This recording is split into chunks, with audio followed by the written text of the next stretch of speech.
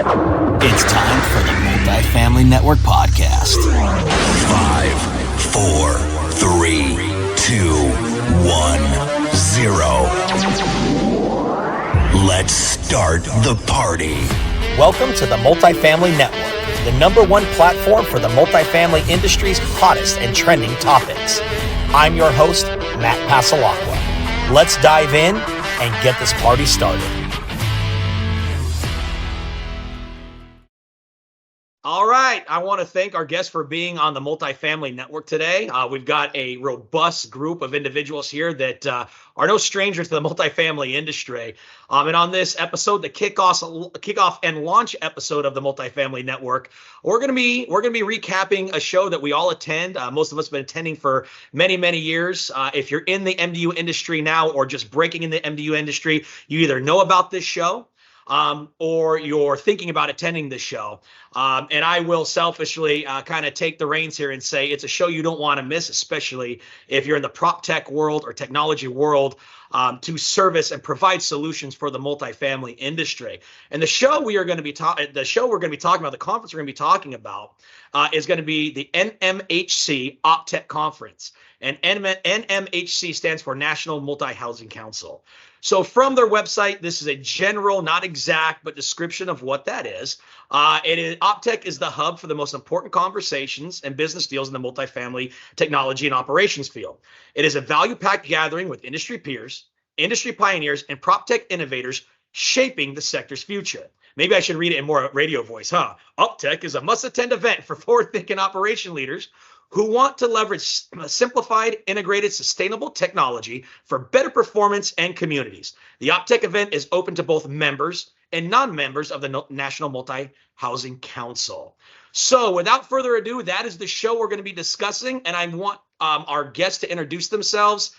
First, we're going to go to Mr. Erik Spring. I'm happy to say that he's a good friend of mine, a staple in the industry. And the reason I'm making him go first is so we can all feel a little bit worse about ourselves, because Erik is probably one of the smartest people I've ever met. He's a senior executive in the MDU field and a pilot, right? I can't beat that. When I introduce Erik to my kids, it's like, yeah, this is the guy that gets to fly planes while I lift heavy things. So, Erik, if you want to give a quick intro to yourself, that'd be fantastic. Who you're with, the company you represent, and a little bit about yourself.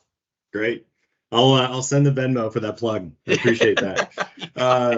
So yeah, Erik Spring. I'm with a company out of Southern California called BAI Connect. It's coming out of two companies that were merged together, Bel Air Internet, Aereo Connect. So we're private equity backed. They bought the companies, merged them together. There wasn't a whole lot of forethought when we got to merging the names together. So hopefully we're going through a rebrand here in 24. Yeah, I lead the sales org and have been with the company for 2 years.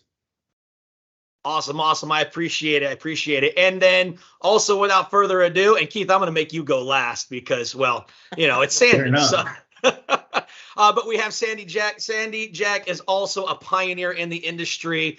Just fantastic. Seen her on many panels. Actually got the privilege of speaking on panel and moderating panel with Sandy. I don't want to take away from you plugging yourself, Sandy. So if you want to give the audience a little bit of background on yourself, who you are, and who you're with, that'd be fantastic. Thanks so much. Well, I love saying like I'm a pioneer in the industry, but you're not wrong. When I started in this industry, we didn't have these kind of conversations. And so here we are now, and we keep talking about these things, and every day these conversations get more delicious.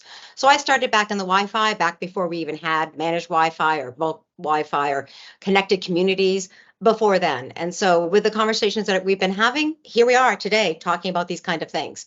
Right now, I'm working for myself at PropTech MDU. So I do a lot of consulting for managed Wi-Fi, EV Connect. What do you do for EV vehicles? What else do you need in your properties? So that's what I do today. Awesome. Much appreciated, and always a pleasure, Sandy, to be having conversations with you and everything else. It's always great to see you out there networking and speaking on panel. You're entertaining, and better than being entertaining, you absolutely know what you're talking about every single time you are on the microphone. So thank you. We're humbled to have you on.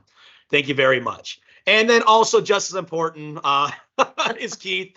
Keith, if you want to give yourself a plug and let everybody know who you are, what you do, and what you're doing on the dang show, that'd be fantastic. Probably the most least important person in this conversation, but my name's Keith Vermillion. I lead the sales efforts for Blueport. We've been in multifamily connectivity for about 6 years now, and to Sandy's point, it's fantastic to watch the conversations. Just 4 years ago in Denver, the question was, what is managed Wi-Fi? And it's led into now people literally walking up and asking you what's new, better, and different about your managed Wi-Fi solution. And I think that shows a maturity coming to the vertical that I think it is the maturity and dependence is outpacing the knowledge and the education that's out there. And so I guess my goal in being here today would be to give any insights we can to that end and help the owners, the operators, and of course the providers in any way we can. Blueport's been in this for about 20 years, starting in hospitality. So while it's a completely different world, it's a very similar world from a technology perspective. So excited to be here. Thanks for having me, buddy. Awesome. Excellent. And I'm sure it won't be the first time or the last time everybody gets to see, if you're watching this on video, these fine individuals and staples in the industry, or hear from them if you're listening to this in podcast audio format. So we're going to try to stay on track, but with the four of us on here, there's never a safe promise of that. What I will say is we'll at least semi stay on topic. If we don't stay on time, we'll do that. But circling back to the topic of the show and what we're here to discuss, and the reason why this is our first episode, because the show is called the Multifamily Network. And network can mean a lot of different things. It can mean networking with individuals. It could mean network as far as connectivity, network of operations, anything else. Really what it is, it's a podcast and show dedicated to the multifamily service industry. And OPTECH is no stranger to that. So we thought it'd be a perfect opportunity to recap the show, why we attend it, from the view of three different individuals in the space, and then use that as kind of a segue into the remaining topics of future shows. So to that end, we covered, you guys introduced yourself. We covered what OPTECH was from a description based on what was on their website. But let's dive into some simple questions for the listeners and the watchers out there. And the first one will be, why do we attend OPTECH? And more importantly, what do we hope to learn, accomplish, do? Why is it important and relevant to us as MD professionals and our business in general? I guess eeny, meeny, miny, mo. Sandy, let's start with you. You bet. Well, OPTECH is operations technology, right? OPTECH. And NMHC is probably the foremost group that we should be paying attention to. With their advocacy, with their education, what they do to make sure that the living in an apartment living experience is good for the owners, the operators, and providers is hands down the best. So I'm just going to give a plug to NMHC for what they do in the industry. They're very important. And OPTECH overall is the technology show that everyone goes to. And it's a great place to get to see everybody. Like I get to see all of you. I love that part, probably most of all. But then we get to learn about new kinds of technologies and things that are out there. I think it's important to keep, and when I first started coming to OPTECH many years ago, technology was like leasing software. Like that was cutting edge at the time. And now we're looking at what other technologies, building technologies, IoT, managed Wi-Fi, EV connections. What are the things that we're looking for? And OPTECH is the place to get that. So connections with people, getting to learn about new technologies, and don't forget all of the regulations and things that they educate us on, because when we get there and you're like, wait, now what laws are being passed? So back to the technology, learning about technology, seeing all the people, learning the different regulations, and learning about new technologies that we don't know about. I think that's why I'm there. I love everything you just said, especially what you're talking about with the regulations, right? And hopefully you did such a good job. I don't know if Keith and Erik want to go after that. I know I wouldn't. I'm just kidding. But no, you bring up a valuable point, is the regulations. Let's spin off of that. Erik, what do you think? You don't have to attack that one, but I love that she said that. Why do we attend OPTECH for the questions and things that I listed? And what do you think about the regulation updates and things like that? Yeah, I love them. And I'm more biased towards the regulations around ISPs and broadband, right, and what's happening in that space. But I certainly do want to know kind of what's impacting our customers as well, so we can better be, better stewards of our business and then working with them as well, right? But yeah, I mean, every year I learn something new, and I think in this, it feels like in the last couple of years, the evolution of regulation has been, just unbelievable, right? I mean, the first couple of years was kind of, and I've only been attending the show, I think it was about 10 years now. I don't know if you count the one in COVID where it was virtual, right? But with that, it's 10. Right. Yeah, and Keith, you kind of mentioned it right out of the gate is, we were talking broadband 10 years ago, right? And it was kind of, well, why gig, right? Why do we need 1 gig to the unit? Well, that's table stakes now, right? Now the conversation was, well, why manage Wi-Fi? And that's kind of past the last couple of years. And now it's, okay, we need this. How do we go do this, right? So we're past the why, it's now the how. So that's what I love the show about that and the regulations. And, I think there's, as always, the government is always a little bit behind the technology curve, right? So once it happens, then they go, okay, now we got to regulate it, right? And they're not going to hit 100%, right? So hopefully they can, they put it out there, and then through lawsuits and things like that, we'll get to the right amount of regulation. So anyway, I love Kevin O'Donnell does a really good job with that, and he does. Keep this all up to date. No, absolutely, and not to solely focus on it, but I have a selfish love for the ISP side, right? So when we talk about the regulations, we go back to the early 2000s, the sheetrock law, right? And then that one carried for a long time. Then it was, okay, no exclusive, the talk about exclusivity, NEMAs came out and right of entry agreements. Then we had, okay, Article 52 coming out of San Francisco, mandatory access out of Chicago. And it seems like whatever Florida does, everybody else follows and copies. And now we had the MTE order of, what was it, 2022, March or February 20. Someone's going to crucify me for that, but it was somewhere around there. And then over that, and then Matt Ames spoke about that. So and you're right, it was like the sheetrock law, and then a bunch of time passed, and now it's like every 2 years there's a new regulation coming out. Congress is meeting over something, DC, a new administration, not to get political because we won't do that here on this show, but in general, yeah, I could definitely feel you on that one. It's to that point, circling back on it, that part of the show, there hasn't been a legal panel or a DC update that I've ever missed when I attend, personally, selfishly speaking. Even they're like, man, this is boring. I nerd out. I'm taking notes. I'm nerding out. I'm recording with my phone, everything else. So, but what? They're usually one of the most attended panels. They are. Right? They are. Absolutely. It's necessary evil. You got to understand it. Speaking of panels, someone made kind of the joke of the day, and that's Mr. Keith Vermillion up here. He was on panel. He got the opportunity to be with Heinz. Valerie Sargent introduced him and was emceeing that day. That was a great panel. I know it was short, but it was phenomenal. Keith, I don't want to steal your thunder, but you had a lot of people cornering you after that. 15, 20-minute, chat? That was fantastic. Yeah, I told Frank after the fact that one of the things I really liked about the questions that he asked were that I couldn't easily commercialize the answer, right? I couldn't make it about, I guess I could. I'd have looked like a real jerk. There was no smooth transition to that. And his response was, well, Keith, thanks, because those are the questions we actually have. Let me take pause there just real quick, and I apologize to interrupt. When you say commercialize, for those that may not be picking up on what you mean by that, draw it in crayon for us. What do you mean? Because I think we all know what you mean, I don't want to insult anybody listening, but it's really important that we specify on what does it mean when you're commercializing your responses. It's the difference between giving somebody the information they need to have and then plugging a product. And I thought he just did a great job, and I walked away from it okay, we need to do better at talking about what the end user needs to learn about and less about us. And I was really happy with the panel. I was really happy with Frank. I thought it went really well.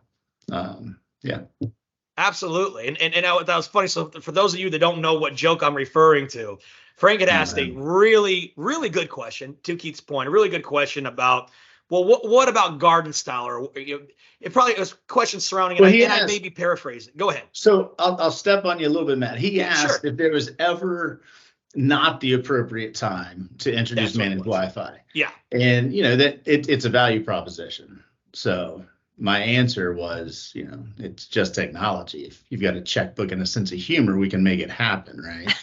So, and it's true, but so oftentimes, as sales organizations, and look, we all live, we are all in business to make money. Nobody here is a charity. We still have to be careful of pushing an opportunity when it doesn't make financial sense for the customer at the time. You know what I mean? What an honest bloomin' answer that was. Holy smokes. Yeah, you get some honest business brownie points for that one, Keith. I don't know what your game is here. Isn't it crazy that in these times we get suspicious when somebody gives a genuine answer that doesn't lead to money going in their pocket, right? Fantastic. I commend you for that. Well, that was great. Well, and I'm going to say, Matt, the thing is that that's one of the things I love about this industry and about OPTECH is that we're all in this same game. And we're all, and we compete, we share, but in the end games, we're all trying to learn together. And when I have something to share, when I share it to you, Matt, or I share it to anybody else, or it's well received. And I think that's the energy that is in OPTECH, is that it's like, how are you doing this? Like, well, Heinz will say to Cortland, how are you doing this? And then they share that information. I think that's really important when, that old adage of rising tides lift all boats truly is true. Yeah. And as we delve into these tech conversations and we share what we know and why, it's not a sales anymore. It's oh, I understand now. And this is why we go. And that's what's changed this conversation completely from you must have managed Wi-Fi to, okay, managed Wi-Fi. I'm going to get that. And what else do I need with that?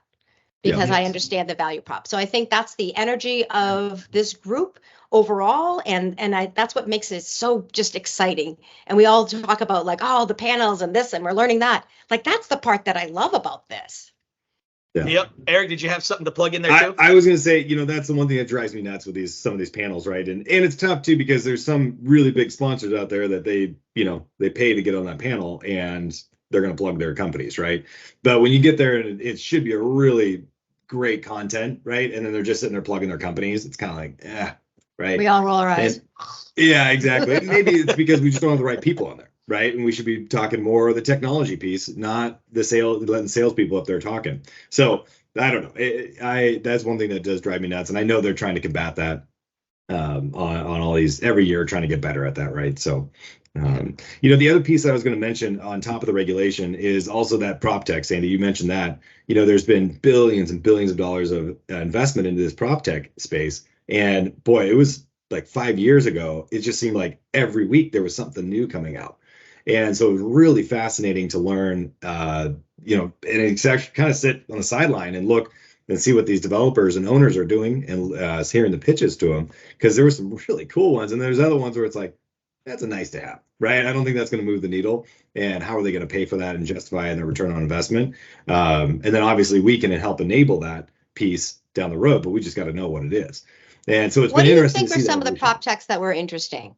Oh, sorry to ask. I was just curious. What did you think some of the prop techs that were interesting? So I think the biggest one that is very basic, right? I mean, on top of the access stuff and, smart thermostats and things like that, from an efficiency standpoint, that seems like a no-brainer and easy to justify from an ROI perspective.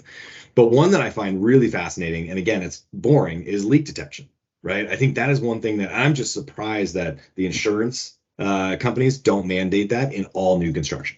Right. Ooh, and, okay. So, it just seems like it's a no-brainer, because think about how much insurance pays out on some bursted pipe, right? And it's like they catch that sooner. It just seems like it'd be an absolute no-brainer. So Matt Pasalacqua here is making a note to self: invite leak detection expert on show. Okay, boom. Yeah. No, I mean, again, it's basic. Block and tackling for that, it seems like. Now there's other ones that are, again, the cool to have, right? Your automatic blinds. That's cool, right? But boy, are you going to get the return on that? Are people going to pay a premium to rent that unit because they've got automatic blinds? There's been a couple of companies that went out there and tested it, and in demographics that they thought would be receptive to it, and it didn't work. So you're definitely like a seeing Penthouse ad, had, right? The two, middle of downtown LA. Your neck of the woods, Eric, your territory down here, a penthouse, the top 3 penthouses, or I guess it wouldn't be the penthouse if there was 3 of them, but you get what I'm saying.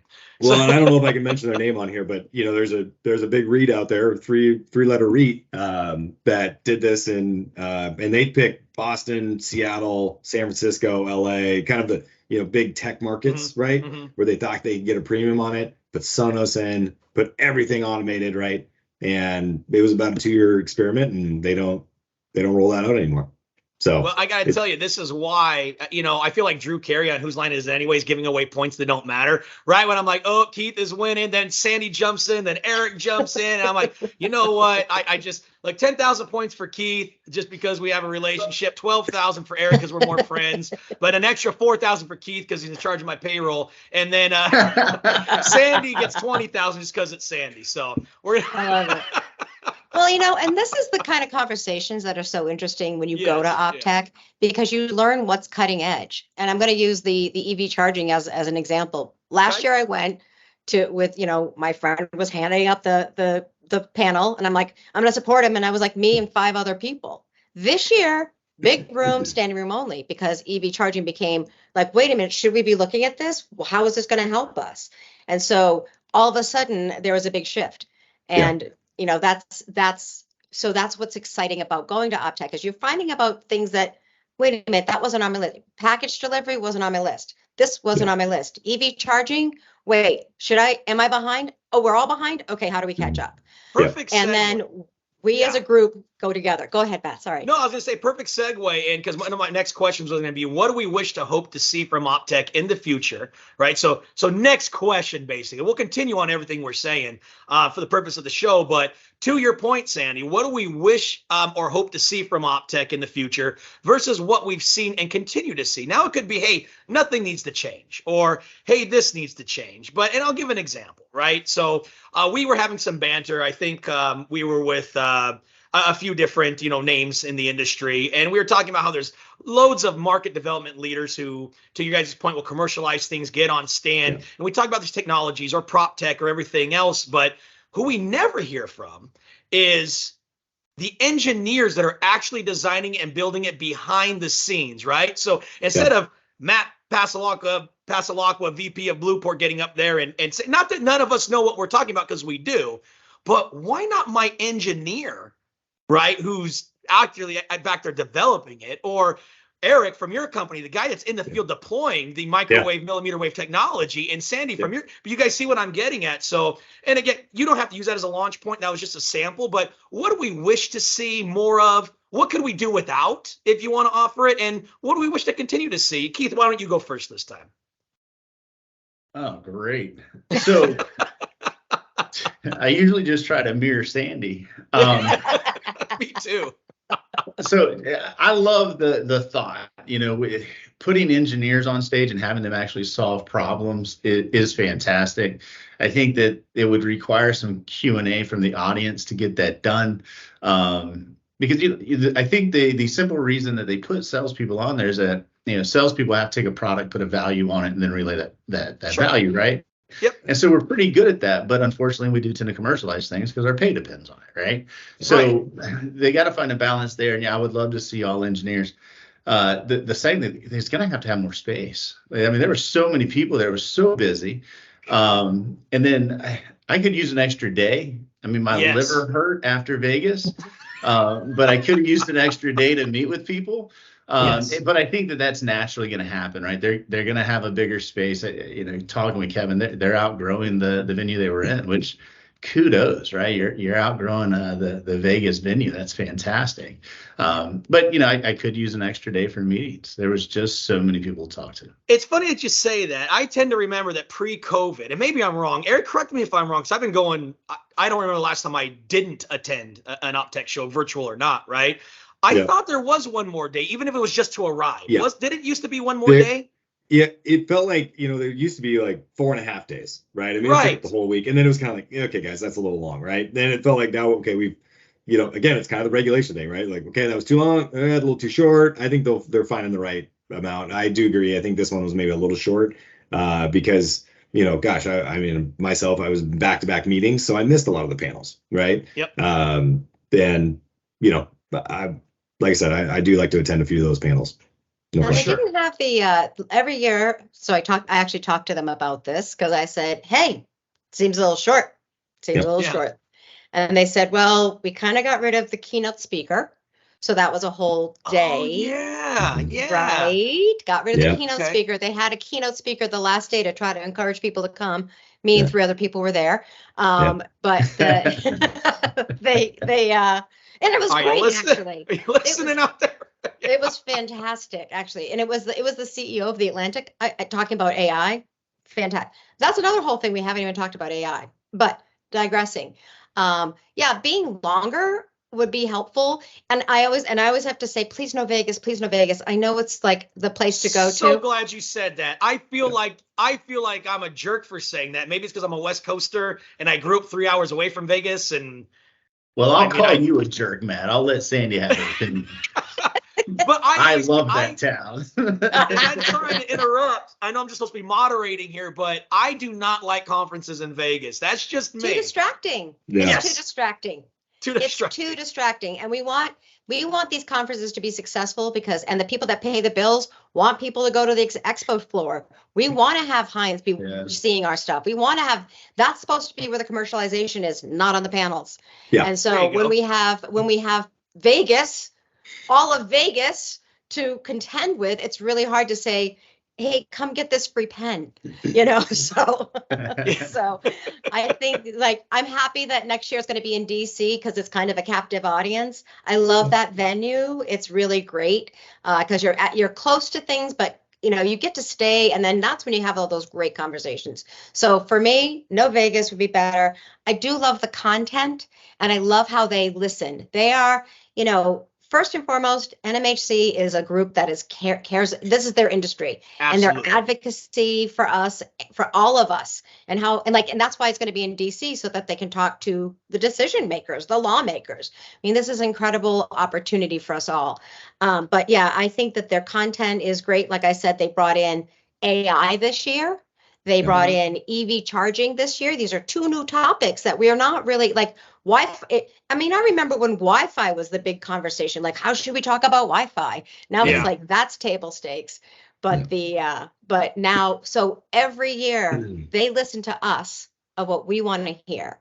Exactly. What we want to do. So from a neutral position too, I feel, right? It's not 100%. It is OPTECH, right? So it is selfish to that category, but to that vertical, they're very neutral, right? We're going to talk, we have internet side of things over here. We have this over here, and we're going to balance it evenly. They do a very good job on that, regardless of sponsorships and things like that. They're like, okay, we'll make your logo bigger, but we're going to stay neutral when it comes to what everybody needs to accomplish when they're here, right? So kudos to that. So just to kind of recap here on this, what do we wish to see in the future? What do we want to continue to see? What could we do without? I think we could do without Vegas, right? That's nothing against OPTECH. They did or NMHC. They did fantastic. But I think we could all maybe do Vegas once every 5 years, every 5 OPTECHs or something. Maybe I'd be okay with that.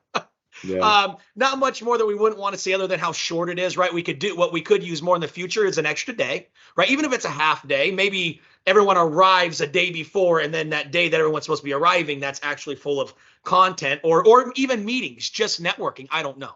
Throwing them against the wall here. We want to see things like the legal panels continue, FCC regulations, other regulatory things, ownership viewpoint panels. I think someone mentioned that, or we touched on it a little bit. What's important to the ownership groups, right, as well, and from a non-commercialized standpoint of us up there thinking we're nodding heads, talking about what they care about. No, what do they want, right?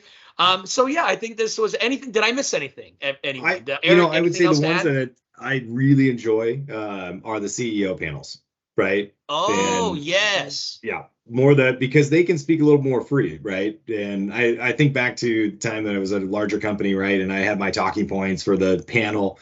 I sent it up to my boss and legal, and half of it got taken out, right? Like, can't talk about this, can't talk about this, can't talk about this. So there are restrictions, but CEOs, they can talk about what they want, right? Like, so there's a little bit more freedom in that.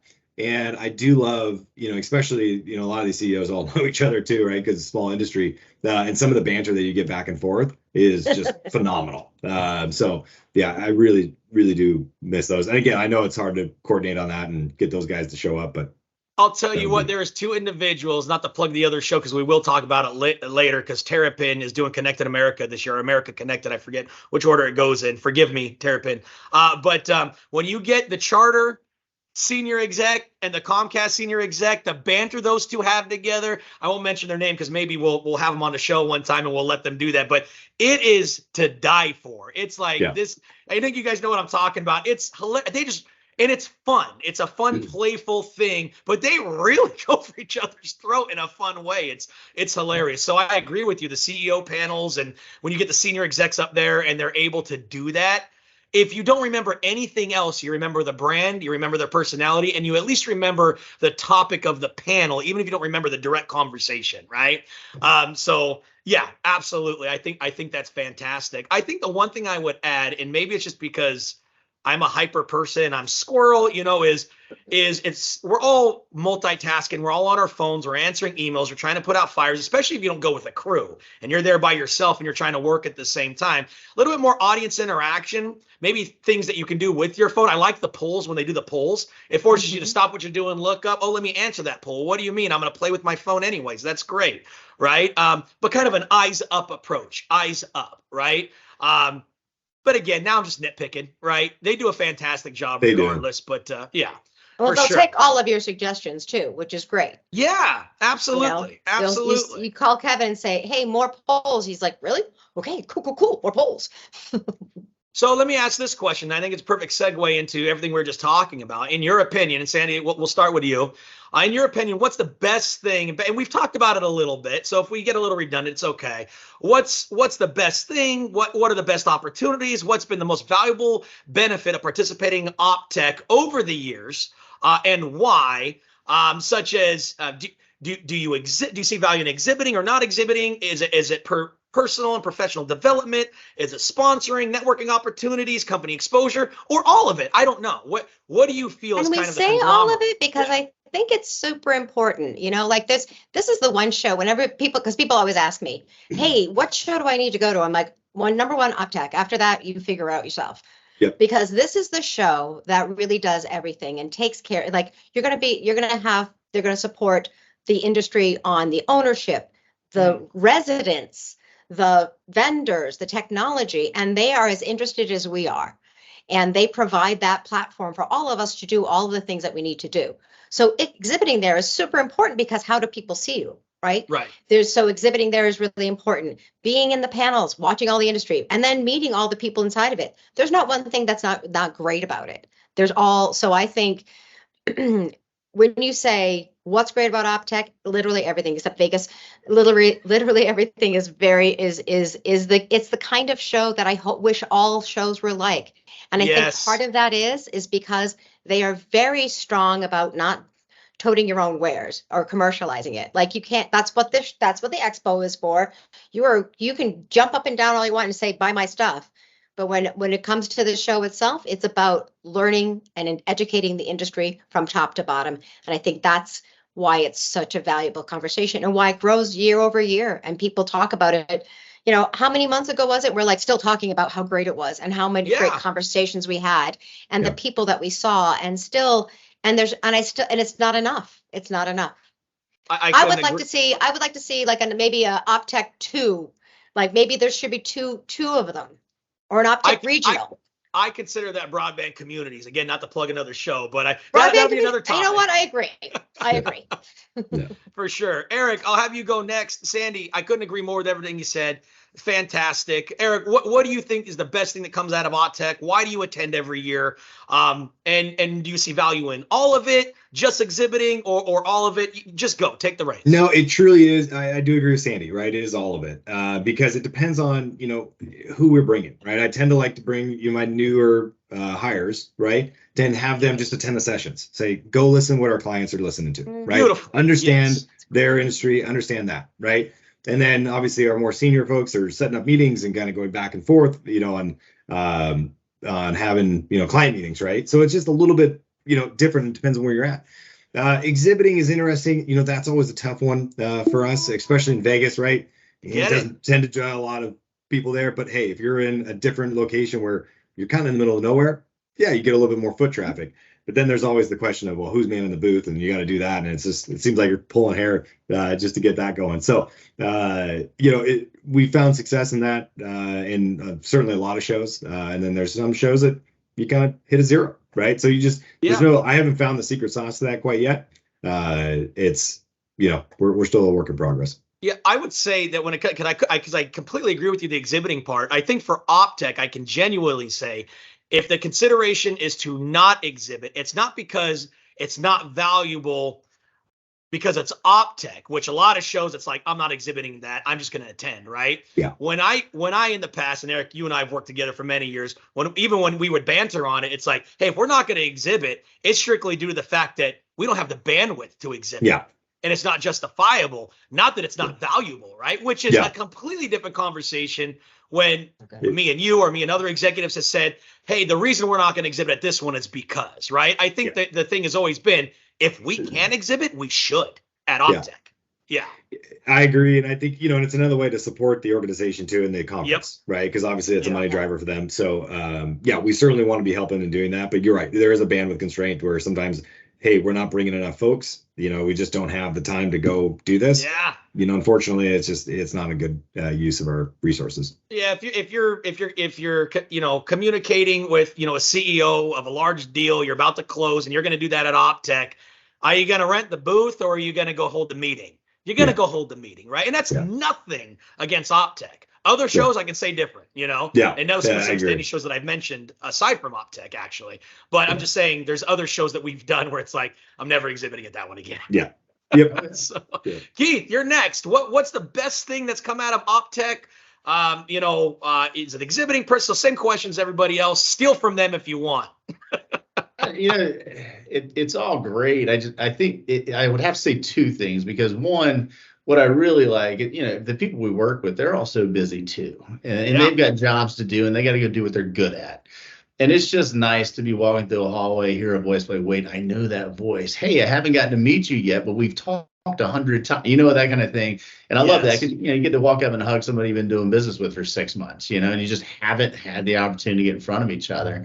And for better or worse, since COVID, nobody's demanding you get on an airplane and fly to see them. We've gotten so used to this format here. So it's very nice to be able to break out of that mold and see people in person. But then I think the other thing I like, and Matt, you were standing there this year when it happened, is somebody walks to your booth and goes, so how the hell am I going to do this? And you're like, oh, I got just the guy for you. You grab your engineer and you just see this look of relief on their face. So, I mean, I guess overall it's the personal interaction with the people, but I would split it into two buckets. One, catching up and meeting people, and then the second is just the new people and being able to bring in a solution to a problem.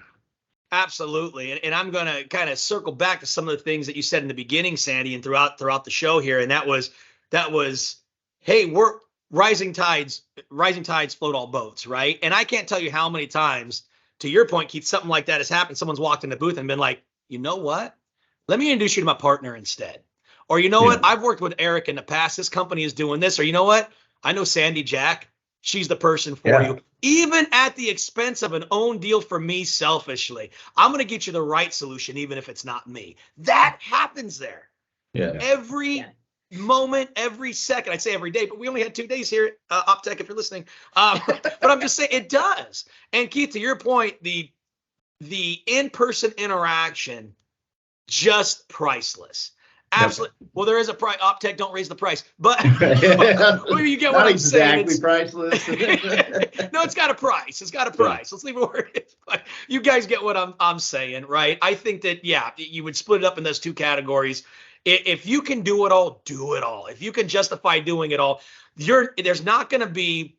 I don't like to associate an ROI with the show, because I think all of us know when you attend this thing, it's for multiple reasons: to stay relevant, have a place at the table during conversation, interact and network in person. There's a lot of different benefits, and occasionally you do leave literally with the deal in your hand. That has absolutely happened, but the traction you gain from attending every year, And Erik, I know you can speak to this. It's like, holy smokes, business gets better and better. I used to have a saying, Erik's probably sick of hearing this too, is if you don't do it, you're not going to grow. How about that? Well, you want to know what your ROI is going to be? You don't do it, you're never going to do business.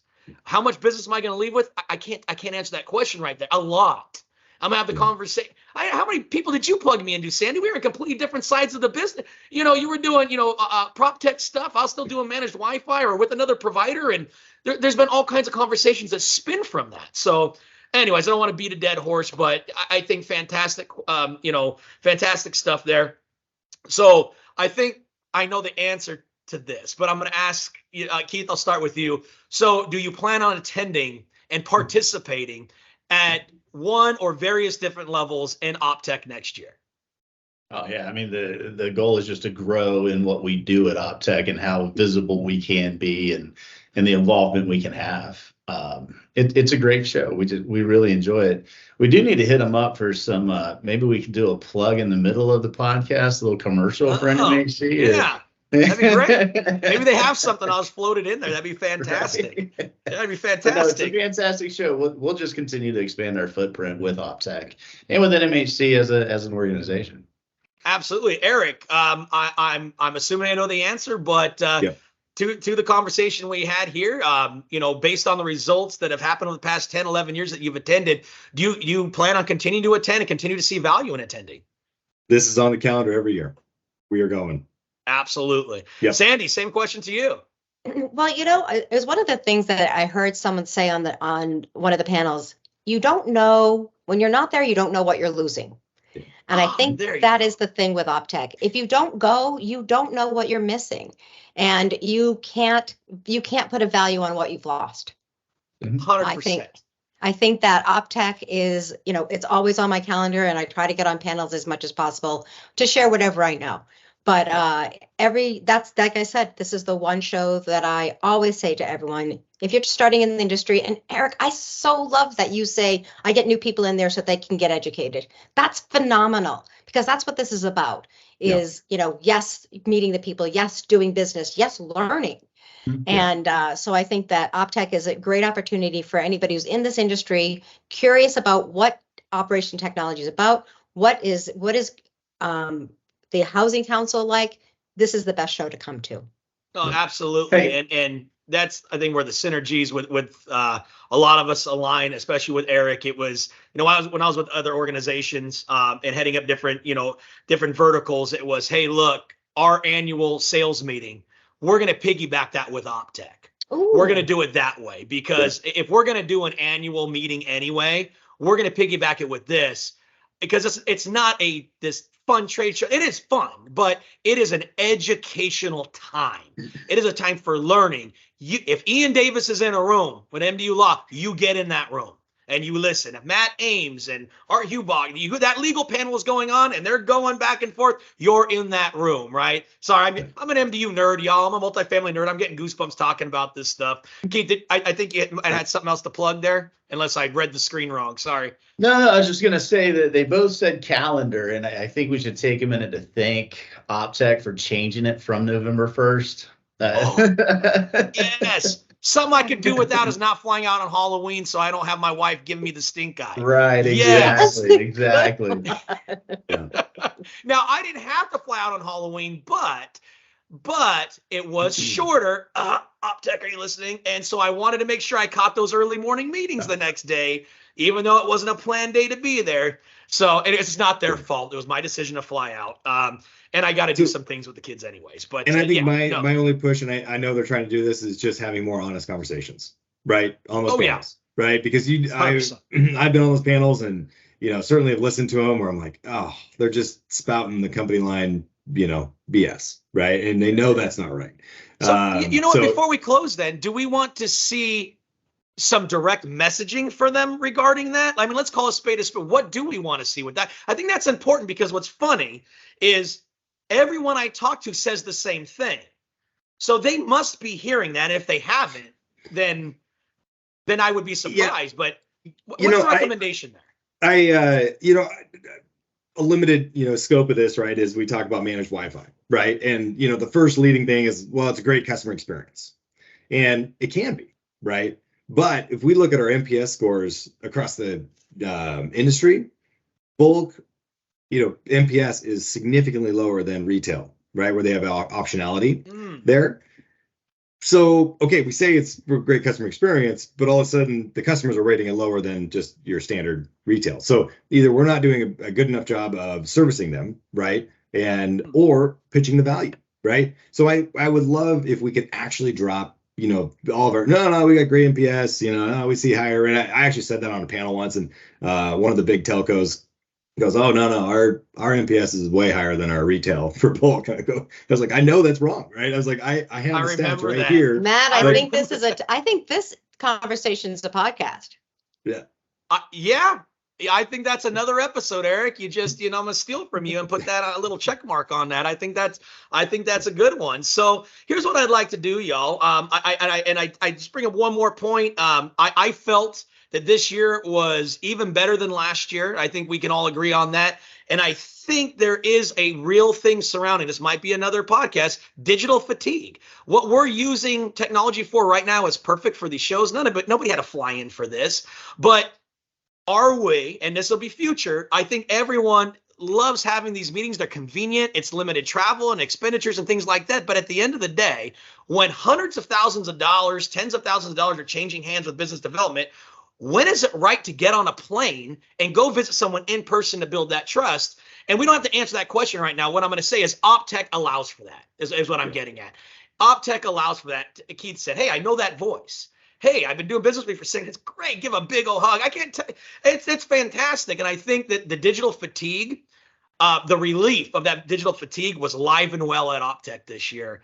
And they offered so many opportunities for us to network and be together, which I guess Vegas was a good place for team building for that, I guess. So kudos there. I could just use a little less distraction. So I will pivot though. And how can people learn more about you guys? Let's kind of allow you to give yourselves a plug here. Sandy, if people want to learn more about Sandy and what Sandy's doing now, what would be the best way to get a hold of you, find you?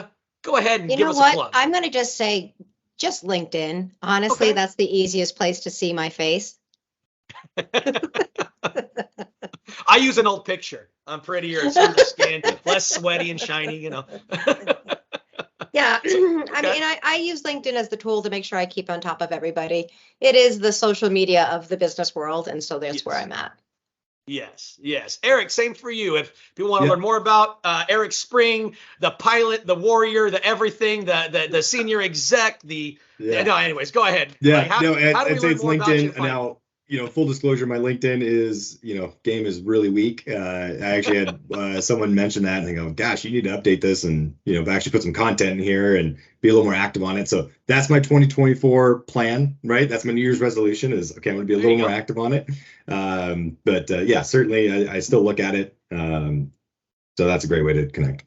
Well, awesome. For someone to be so well known in the industry and not need a LinkedIn, not all of us are that cool, Erik. Thanks. Oh, good for you. No, but so LinkedIn for Sandy, LinkedIn for Erik. Keith, people want to learn more about you, more about Blueport, contact you direct. What's the best way to get a hold of you and find you? Yeah, I mean, Blueport's definitely a lot more interesting than Keith, so I would suggest them. But certainly LinkedIn, you've got my profile there. Glad to connect there. That's probably going to be the easiest way to do it.